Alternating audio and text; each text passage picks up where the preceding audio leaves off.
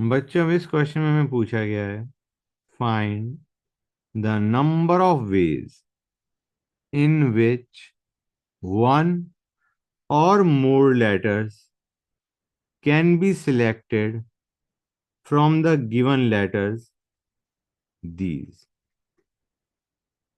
अब इस क्वेश्चन को कैसे करेंगे देखो guys. Let us first talk about letter A. इसको सिलेक्ट करने के लिए कितनी ऑप्शंस अवेलेबल है हमारे पास? लेटर ए के लिए कितनी ऑप्शंस अवेलेबल है? या तो तुम एक भी ए सिलेक्ट मत करो, या एक ए सिलेक्ट करो, या दो ए सिलेक्ट करो, या तीन ए सिलेक्ट करो, या चारों के चारों ए सिलेक्ट करो। क्लियर है यहां तक? पांच केस बन गए, या तो ए सिलेक्ट ही नहीं किया हमने, या फिर एक ए सिलेक्ट करा, या दो ए सिलेक्ट करे, या तीन ए सिलेक्ट करे, या चारों के चारों ए सिलेक्ट कर लिए। सो लेटर ए के लिए we can have five ways. ठीक है बच्चों, फाइव वेज है। या तो ए सिलेक्ट ही नहीं करा, या फिर ए का एक सिलेक्ट करा, या दो सिलेक्ट करा, या तीन, या चारों के चारों ए सिलेक्ट कर लिए। क्लियर है यहां तक? That's good.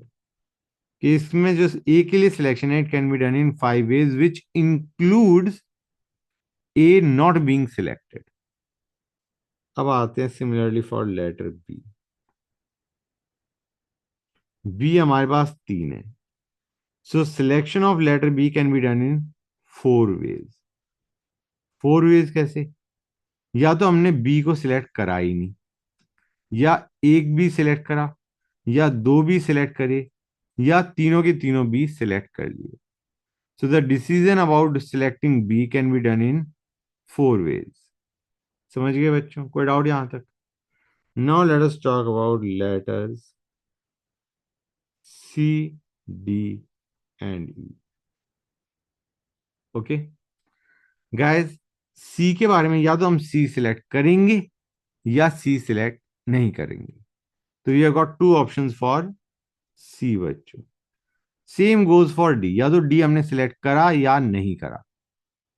तो डी के लिए we have got two option, and same goes for letter E बच्चों।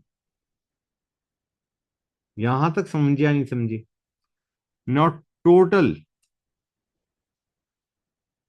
सिलेक्शंस। हमें क्वेश्चन में क्या पूछा गया है गाइस?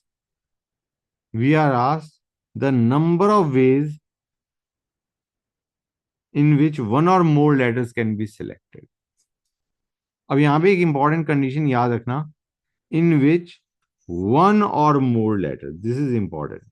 ये भी आगे आने वाला है। ठीक है ना बच्चों? तो जो टोटल सिलेक्शन पॉसिबल है, ए के बारे में कितने थे? फाइव। बी के बारे में कितने थे? फोर। और सी डी ई के बारे में कितने थे? बेसिकली टू रेज की पावर थ्री। समझे नहीं समझे guys? These are the total ways in which we can select A, B and C, D and E बच्चों।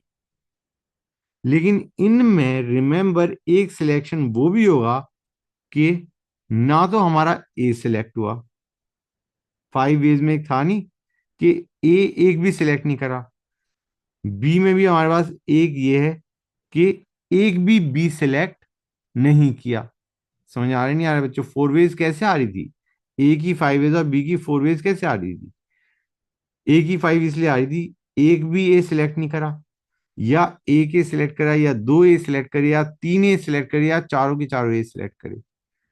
आई मीन डू यू रियलाइज और नॉट कि यहाँ पे एक सिलेक्शन वो भी है जिसमें से ना ए सिलेक्ट हुआ, ना कोई बी सिलेक्ट हुआ, ना सी, ना डी, ना ई। क्लियर है यहां तक? मतलब जो टोटल सिलेक्शन हमने करे हैं, ये थ्री कहाँ चला गया बच्चों? टू चार थ्री।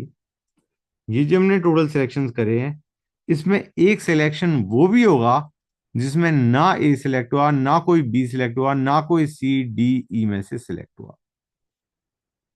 लेकिन हमें क्वेश्चन में ये थोड़ी ना कहा है कि in which zero or more letters can be selected. हमें तो कहा गया है one or more letters can be selected. अगर यहाँ पे इन्होंने पूछा होता zero or more letters in which zero or more letters can be selected, in that case this would be the answer. लेकिन हमें कहा गया है one or more letters can be selected, मतलब कोई भी सिलेक्ट नहीं हुआ उस ऑप्शन को तुम्हें हटाना पड़ेगा. कोई भी सिलेक्ट नहीं हुआ इस ऑप्शन को you will have to remove. और कोई भी सिलेक्ट ना होना, it can be done in one way.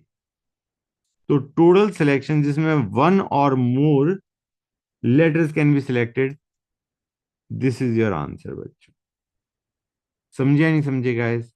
These were the total selections. These were the total selections which included one particular case जहां पे ना ए सिलेक्ट हो रहा, ना बी सिलेक्ट हो रहा, और ना ही सी डी ई में से कोई सिलेक्ट हुआ. तो वो हमें सब्ट्रैक्ट करना पड़ गया to get the selections in which one or more letters are selected. Clear? So this is your answer बच्चों.